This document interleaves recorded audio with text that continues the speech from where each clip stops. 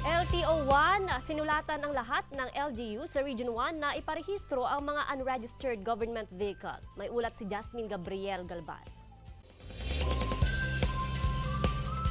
Maaga nagtungo sa Land Transportation Office si Mang Rolando mula sa Barangay Tabang sa Dagupan City.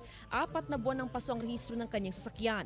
Dahil unregistered ang sasakyan, nangangamba siya sa tuwing bumabiyahe. Kaya minabuti na niyang iparehistro ang sasakyan para iwas huli sa kalsada. Kung maraming checkpoint, may papakita kang papers na naka-register yung motor mo. Hinigpitan pa ng LTO ang implementasyon ng no registration, no travel policy.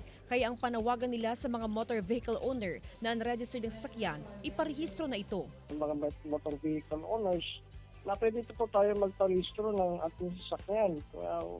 Pwede natin gawin yan 2 months before the due date, no, ng ating motor vehicle registration. Sinulatan na rin ng LTO Region 1 ang lahat ng LGU para iparehistro ang mga unregistered government vehicle. Napag-alaman kasing may mga government vehicle sa rehiyon ang expired ng registration.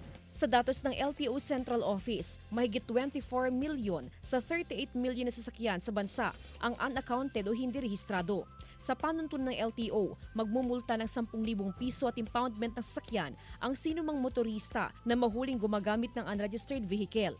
Jasmine Gabriel Galban para sa Mornings with GMA Regional TV.